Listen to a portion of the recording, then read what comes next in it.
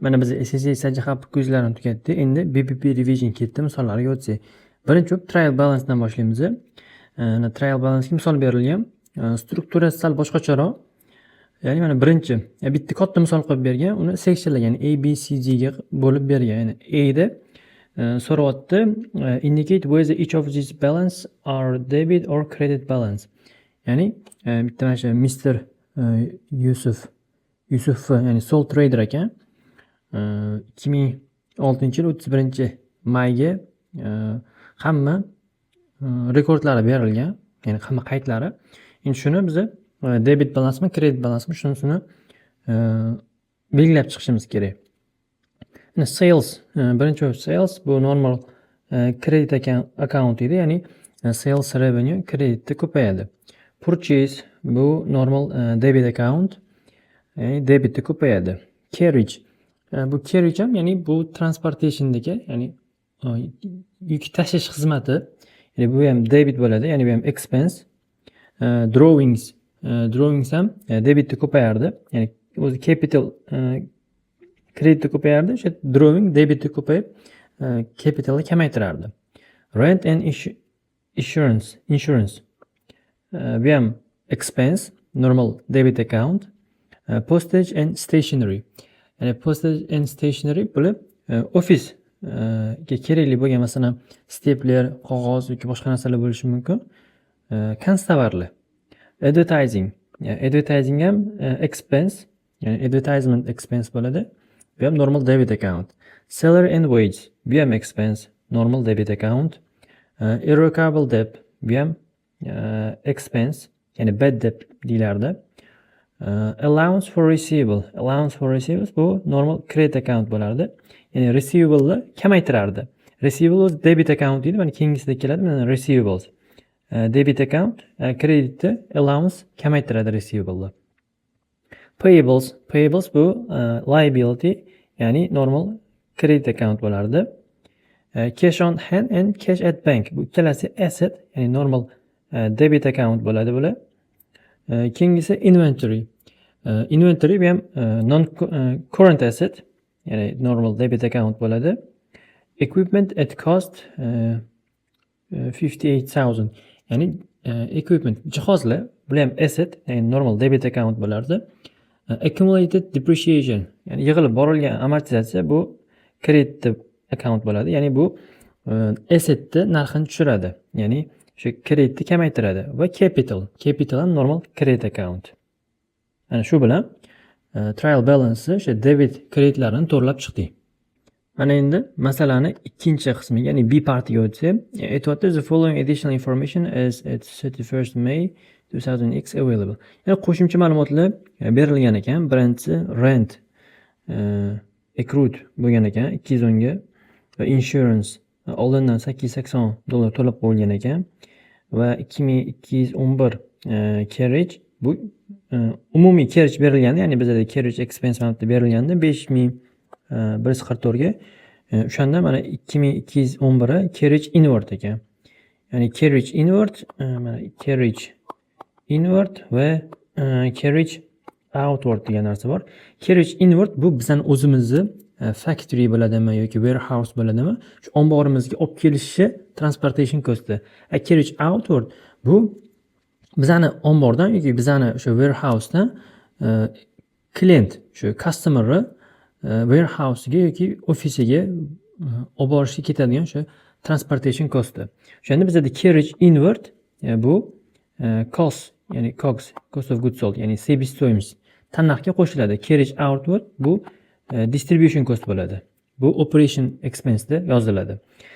Va equipment depreciation 15% dan yiliga straight line da amortizatsiya qilinar ekan va allowance for receivable berilgan ekan, $40 ko'paygan ekan va inventory, ya'ni closing inventory beryapti, $13,551 ekan.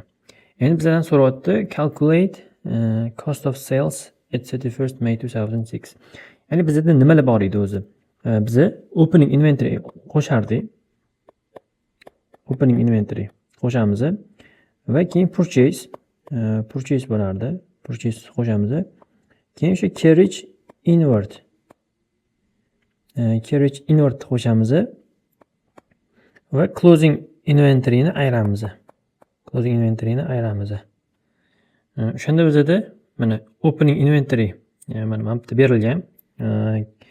Inventory mana inventory at 1st June deb bergan 11927 yozamiz. 11927 va purchase. Purchase ham berib qo'ygan. Purchase 82350 82350 va carriage inward mana bu yerda qo'ydi. O'sha 2211 2211 qo'shiladi va closing inventory mana bu yerda berib qo'yapti. 13551 13551 buni ayiramiz. O'shanda hisoblasak bizada COGS cost of goods sold yoki cost of sales deb chiqadi. Buni hammasini hisoblasak bizada 82937 dollar kelib chiqadi. Javob shu bo'ladi. Mana endi misolni keyingi qismlarga o'tsak, mana C parti ekanlik. Complete this sentence, ya'ni gapni to'ldirishimiz kerak. Mana profit for the year will be degan tanlashimiz kerak. Mana agar kompyuterda bo'lganda mana bu pastga qaratib turganimiz pull down list deyapti. Ya'ni bosganda chiqadi. Ekzaminda agar shunaqa misol tushib qolsa, shu bossanglar ichidan option chiqadi. Will be deyapti. Tanlashimiz kerak by the rent accrual. Rent accrual bizada expense ida to'lanmagan va bu qaysi davrga tegishli bo'lsa, o'sha davrga yoziladi. Va bu bizada profitni decrease kamaytiradi. And by the insurance prepayment. Ya'ni prepayment bu oldindan to'lab qo'yilyapti va kelajakda xarajatimizni kamaytiryapti. Ya'ni bu profitni oshiradi. Ya'ni increase bo'ladi. Increased. Ya'ni accrual orqali profitimiz kamayadi va prepayment orqali profitimiz ko'payadi. Endi D section keladigan bo'lsa, if profit for the year ended 31st May 2000x is 5888, what will be the capital balance at 31st May? Ya'ni agar bizda profit for the year, ya'ni net profit agar 5888 dollar bo'lsa, capital, ya'ni closing capital qancha bo'lardi? Shuni topishimiz kerak. Shu proformadan foydalanamiz, ya'ni opening capital bo'lardi bizda, ya'ni capital addition bo'lardi, agar bor bo'lsa, capital addition va unga biz drawingni ayirardik, drawing ayiramiz va profit qo'shardik. Profit yoki return earnings bo'lardi agar limited liability company bo'lsa, va bizda o'sha closing capital kelib chiqardi. Endi mana bizda opening capital. Bizda opening capital mana capital at 1st June deb beryapti. 53091 ekan. Mana 53091 capital addition bermagan. Drawingimiz bor edi. Drawing bizda drawing mana 7800 drawing pul olgan biznesdan 7800 ayiramiz buni va profit deyapti 5888 bo'lsa deyapti. 5888 bo'lsa profit qo'shiladi va bizga capital closing capital hisoblashimiz kerak. 53091 dan 7800 ayirib 5888 ga qo'shsak bizda 51179 dollar bo'ladi. 51179. Javob shu. Va oxirida, ya'ni E partida calculate the carrying amount of equipment deyapti. Ya'ni bizda equipmentni o'zi costida berilardi. Ya'ni costi bizda bu equipment at cost. Yani 58 mingga olgan va 19 ming accumulated depreciation bo'lgan. Mana costi, значит, mana carrying amount birinchi topib olsak, mana cost minus accumulated depen. O'shanda 50 o'shanda bizda 58 ming ayiramiz 19 ming edi. Accumulated depreciation 19 ming. Ayirsak bizda 39 ming kelib chiqadi. 39.000 bu yilni boshida va bizada mana o'tgan B sectionda aytgan equipment is to be depreciated at 15% per year degan straight line'da. Ya'ni mana shu 58.000ni 15%ni topamiz.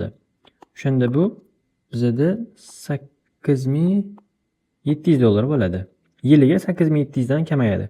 Ya'ni mana shu 39.000 dan 8,700 ayirsa, ya'ni bu yillik depreciationni bizada 30,300 kelib chiqadi. Ya'ni bu yilning oxiriga, ya'ni 31-may 2006-yilga closing balance, ya'ni carrying amount'i 30,300. Mana shu bilan trial balance'ga bag'ishlangan amaliy mashg'ulotimizga yakun yasaymiz. E'tiboringiz uchun rahmat. Keyingi darslarda suspense account bilan IRSga doir misollarni ko'rib chiqamiz. Keyingi darslarda ko'rishguncha salomat bo'ling.